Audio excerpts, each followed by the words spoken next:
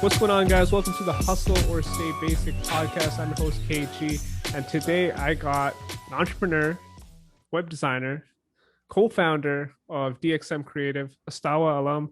Thanks for being on. I just before you even say anything, I've been watching you on Instagram for a long time.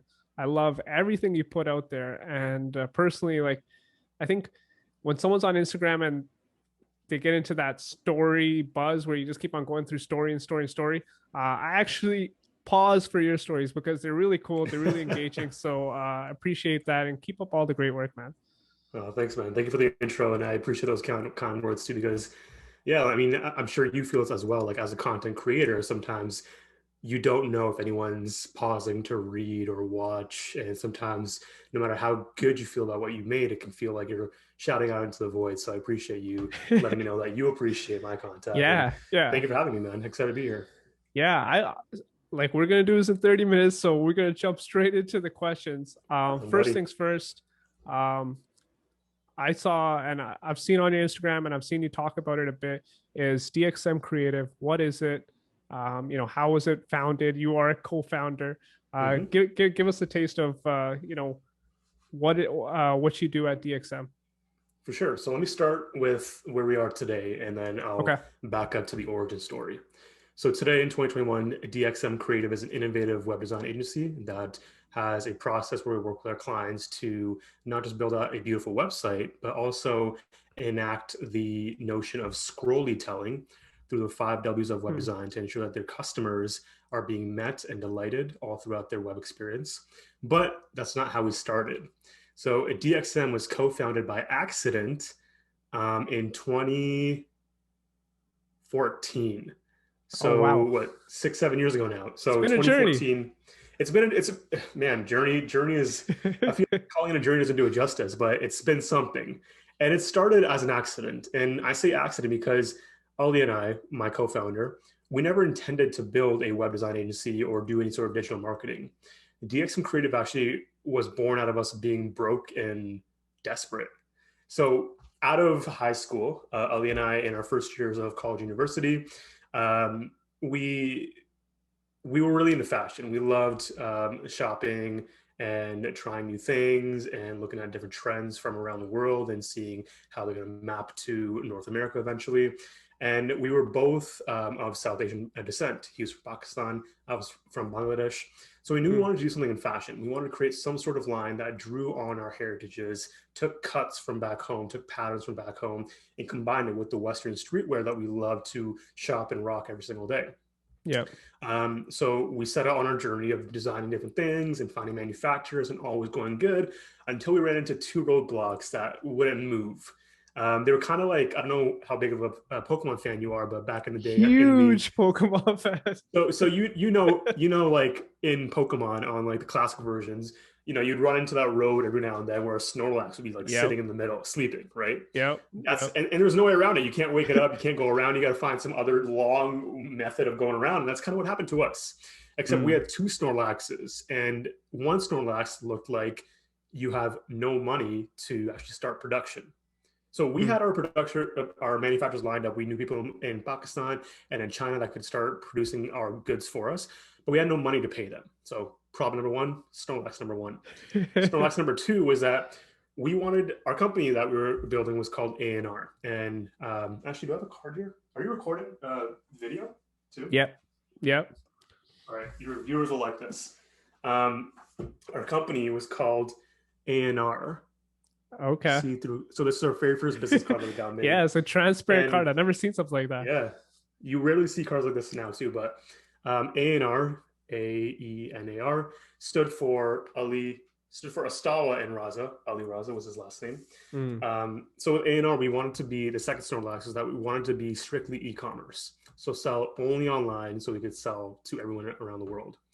But the Gotcha. Snorlax there was that beyond like grade 10 computer science classes of writing hello world on Java, neither of us knew how to actually build a website or an e-commerce website and get Yep. things online. So two problems. With problem number one, we were both working. I was working at McDonald's, my very first job. I was working at Gotcha. McDonald's, making like 960 to like 11 40 or whatever the minimum wage was when Yep. you turn 18. And he was working at a thrift store. So neither of us had the cash to start production. With problem number two, we started reaching out to different web design firms in Toronto, New York, etc., to get quotes. And likewise with production, It went back to problem number one. yeah, nothing we can afford. Nothing we can afford. Yeah. But Ali and I are the type to. So, fun fact: Ali and I actually met in grade 12 during a physics project. And Okay. this is kind of, and when I tell you the story of this project, you'll see how a lot of that tenacity and creative thinking kind of evolved into our business partnership today. So, what happened is that with this physics project, we had to make a roller coaster. And everyone in our class was making like simple roller coasters, out of popsicle sticks and like hot Yeah. glue guns and all that. We had to go and do the most. We went and found like this copper wiring and then this PVC like translucent wiring, like pipes that go on top. And then we wanted to like find like this rotor, this like toy motor that would like take the marble up the roller coaster to the top. So what Ali and I did is like we literally went to Home Depot's, Toronto's. We biked. I live in the west end of Brampton, like Chincoosea, Yep. Beauvais area. We biked from this area all the way to like a Torbram area, like past Bramley, looking for like Wow. small hobby shops that have like this rotor.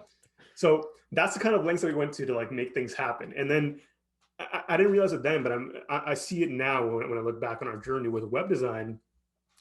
We took a similar approach.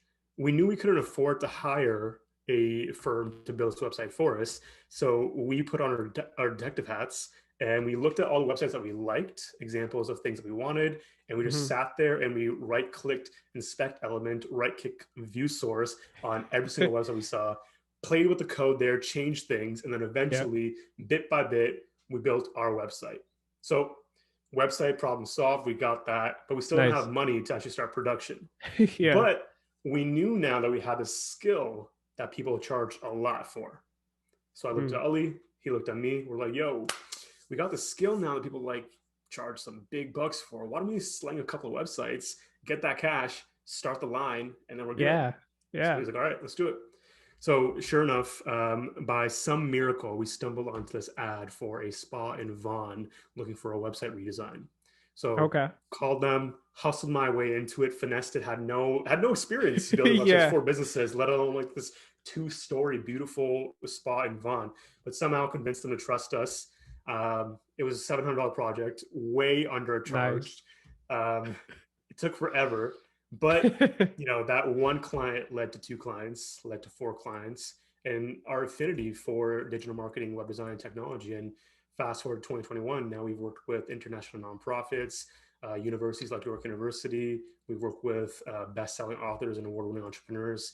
And I still feel like we're just getting started now, for real, for real. That's an awesome story. I have one quick question. Did you ever make the website for your clothing line? No, we did not. We did not. It's been on hold indefinitely for a long time, but now it's one of those things where I don't want to do it as like a primary business for profit. Now we look at it more as an outlet, something that we get to do, something that we can enjoy doing, something that we can do when we've kind of like made it. It's like it'll be more of like a relaxation project than a business that we're hustling to keep afloat and grow.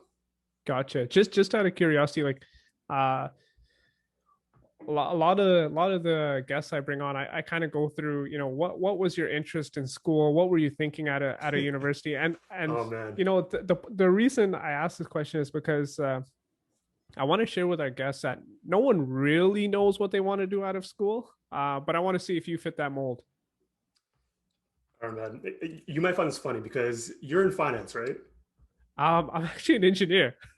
You're an engineer. Oh, but you're interested in finance. Yeah. Amazing. Exactly. I love that. Which is great. I think this might be a tangent, but I think it's important for everyone to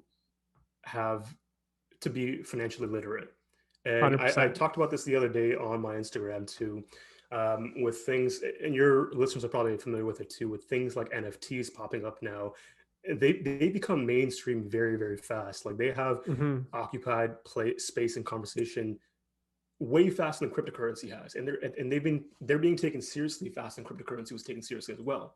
But with things like NFTs being so commonplace in conversations now, it makes me worried for how much more financially illiterate people are going to get, because if Yeah. NFTs are already on the tips of our tongues, but we still don't know what RSP stands for, what TFSA stands for, or when we need which one of those, we're going to be in some deep waters.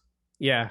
100%. I think totally echo what you're saying in the sense that let's learn the basics. Yeah. Everyone should know the very basics of, I make this much money, how much should I save away to retire Mhm. or to fund my project, and then get into investing, and then get into other things like Yeah. crypto and Yeah. NFTs and stuff That's a like whole that. nother episode. That's a whole other episode. I can talk a lot about that. Yeah. But you asked about schooling, my relationship to that, and, Yep. and if I wanted to be what I am then. Um, so I don't know if you know any ninth graders, or if you've met any ninth graders who were very passionate and set on becoming a CPA at the age of like what 14.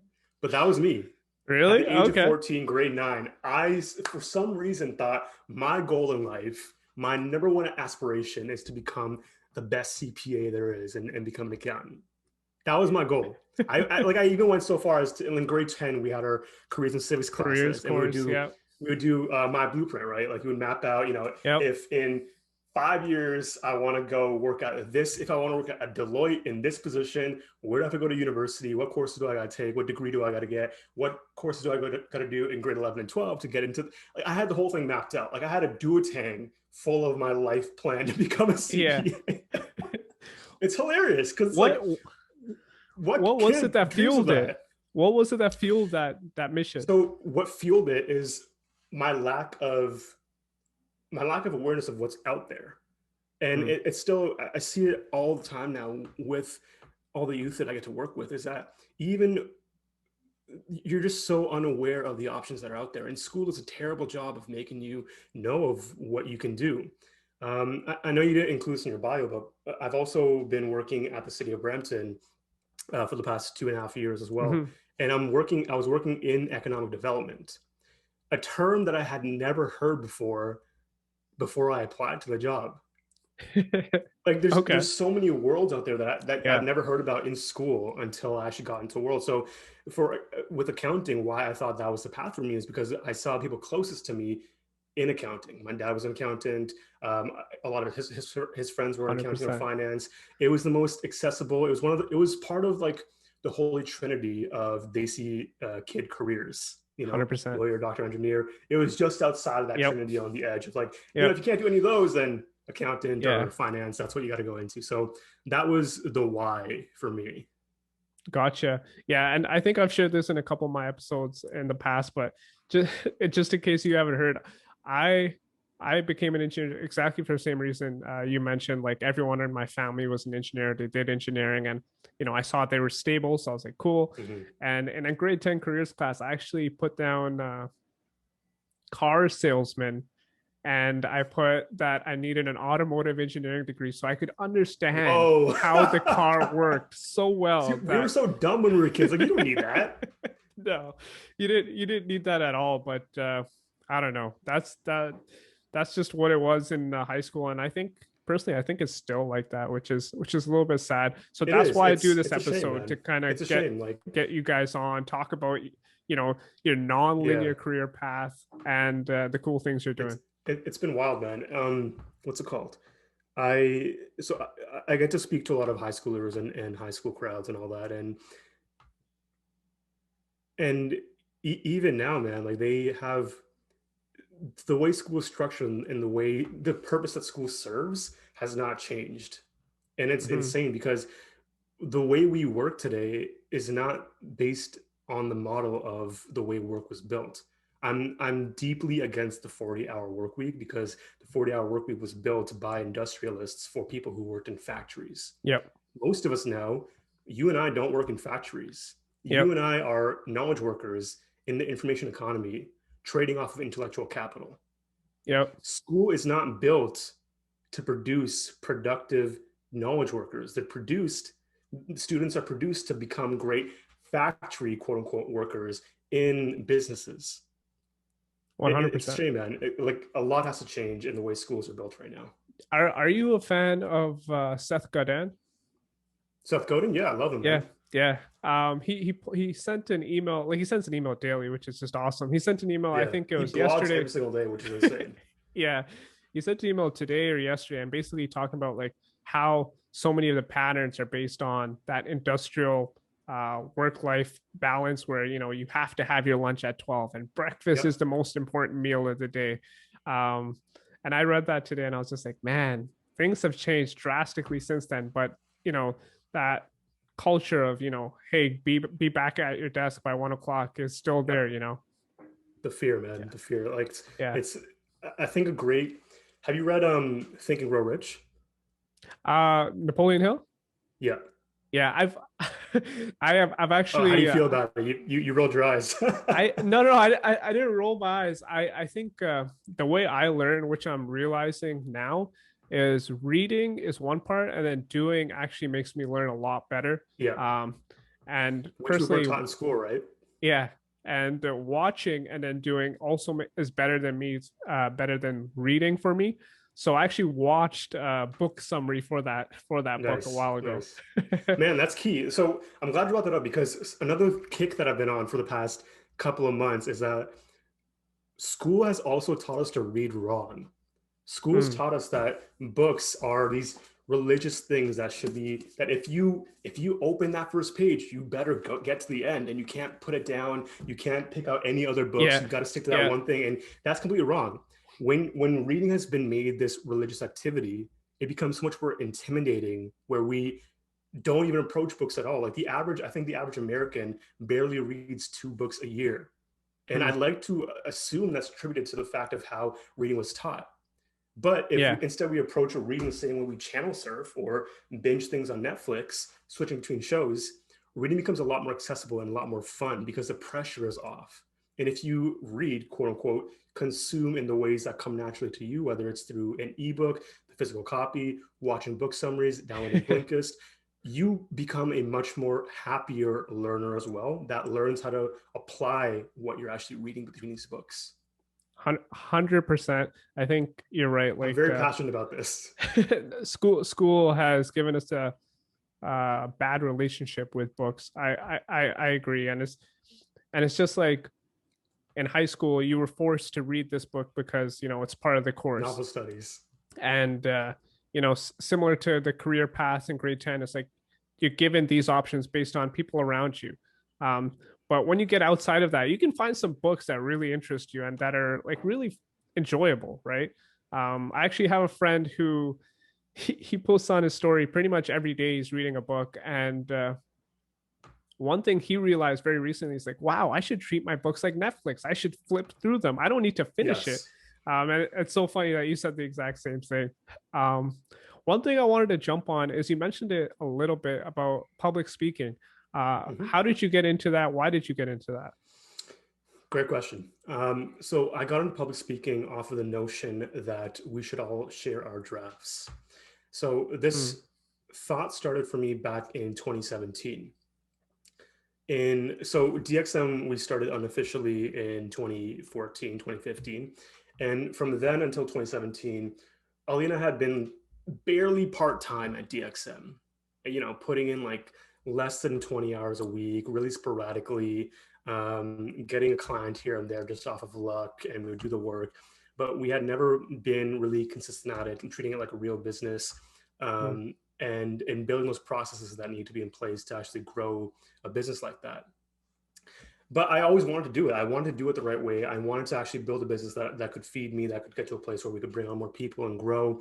And every day that I didn't do that was a night that I would end pissed off myself. Like I remember so many nights that I would have where I'd be in my bed 1, 2, 3 a.m. in the morning. I finally turned my computer off after, Netflixing or doing something that was not yep, productive or related to yep. what I really wanted to be doing. The screen would go black, and all I'd be left with is a reflection, disappointed. That's deep, man. That's so So deep. at that time, too, in 2016 and 2017, at that time was the peak of the IG entrepreneur. Mm. Dudes on Instagram, flashing watches, jets, models, bottles, all that. That Yeah. was the peak entrepreneurship era on Instagram. But I Mm. knew that from my own experiences and my other friends who were starting to build businesses and the people that I looked up to, I knew that entrepreneurship wasn't like that. And I knew that there was a huge volume of these final copies being shared of the story that people had. But Yeah, I believe that there was much more value in sharing the drafts of how we become who we're becoming before we've become that person, right? exactly. So in 2017, in August 2017, Ali and I moved into a co-working space in downtown Brampton, and we were paying rent, a monthly fee for 2 desks for us, and we're like, this is like our accountability. This is us putting money where our mouth is and actually holding ourselves to the standard Yep. of what we want to be. So I'm like, all right, if we're gonna go serious on this, if we're actually gonna go into this, I'm gonna start sharing my drafts. I'm gonna start telling my story because I'm starting to write it now. So Mm. in 2017 is when I started going heavy on Instagram stories as well. Like if anyone who was around following me back then, like remembers, like I was on there, my stories were like dot, dot, dot, dot, dot, dot, dot, like from left to right, just dots. Because I was Yeah, sharing everything. I was sharing every single like sales call, every single thing that I was making, every joke that I had, all that. Because I believe that although because I believe that when you get to even when you get to like the final place, like take Amazon and Walmart for example, both great successful companies, yep. the way they got there was still vastly different. And at that time, to another symptom of the entrepreneurship IG era was that everyone thought that there was one blueprint. And I wanted to show people that much like math, there's so many ways to get to that end result. Mm. So by me documenting my story as much as I could on Instagram, on social media, I wanted to parlay that into speaking as well for 2 reasons. One, because getting to actually be in front of a crowd and get that instant feedback in the form of reactions, their face changing, or people coming up to you afterwards, that is that is instant feedback that can change the way that you learn things, the way you communicate as well. What I Mm. love about content, what I love about discussions, what I love about speaking is that I can say a quote, I can say an idea, and the way you hear it and relay it back to me will completely change how I understand it myself. I Gotcha. love putting things out there because when you put it out there, you let it bounce back to yourself. And the second reason why I really wanted to get into speaking is because I recognized that I had an unfair advantage with speaking. I knew Okay. that not only did I have stories to tell, but I knew that I was naturally a good speaker. I had natural Mm. tendencies to be on stage, to have a mic, to be in front of crowds and people.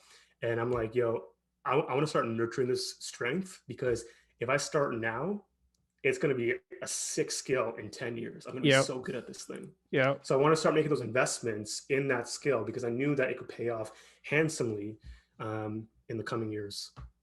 What's um what's something that you learned about yourself through some of your speaking engagements? I think I'm an IG lurker, but I remember you did do a speaking engagement for a university recently. Yeah, I did. I did 2 universities recently. I did Ryerson and Miami University. That's the one I saw, the Miami one. Yeah. Yeah.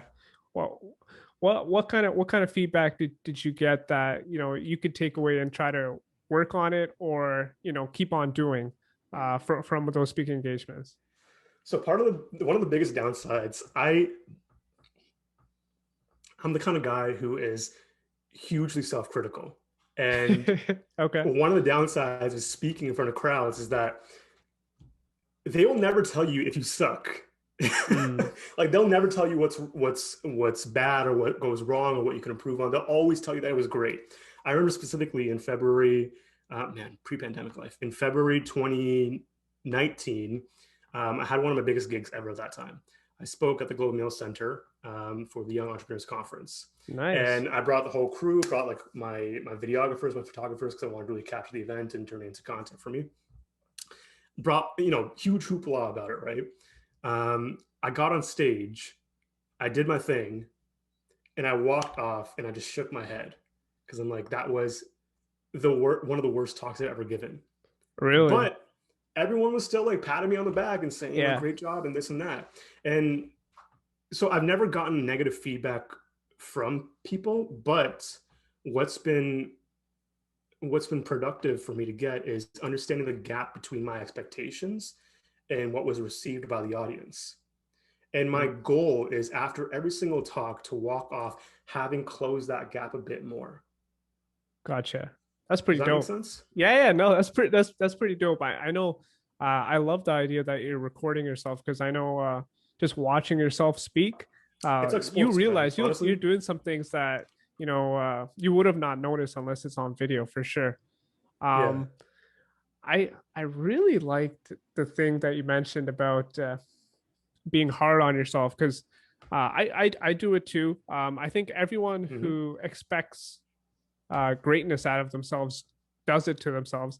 For Yep. example, I say today I want to research a stock, and I'm like, today's the day I'm going to research a stock. My wife says, hey, let's go grab dinner, start watching The Office, and then you're like, Yeah. all right, And that's I'm bedtime. going to go to bed, and I'm in bed, and literally like my wife's fast asleep. I'll pull out my phone, I'll start looking at some stocks and stuff, and I'll be like, didn't really do what I wanted to do today. And then Yep. just being hard on yourself, I'm like, ah, man. But I think that's a good thing. I mean, it if you're not hard on yourself, if you're not Who is? expecting better, yeah, If you're not doing exactly, it, then who is, right? exactly. So that's an awesome trait, and it's something I'm working on to just push myself to be better. I think everyone wants to Yeah. be their best version of But themselves. it's also balanced too. Like people like us, any one of your viewers, anyone who's ambitious, it's a slippery slope, man, because yes, it's productive to be your own coach, but you have to remember that that coaches are also forgiving. Mm. Coaches are also patient. Coaches are also kind. And if we're Yep, doing all the aggressive coaching without any of the supportive coaching, yep, then that becomes counterproductive. yep. And that's something that I used to be terrible at, being hard on myself and beating myself up for, not getting things done or not being the best Astawa that I could be today, or not just like I always have this idea of who Astawa is, and I'm never that guy, but I'm always trying to get better at reaching that guy. Mm. But over the past year, especially, the pandemic's really helped with a lot of self-reflection. Over the past year, I've become much more patient and kind with myself because I understand that I've got a long runway to become the best of me. I Yep, don't need to have the best Astawa by tonight. It's not going to happen by next week, but I can keep working at it 1% better every single day until the day I die. And if yep. I just focus on that one habit or the one thing that I can do, those will compound on top of each other.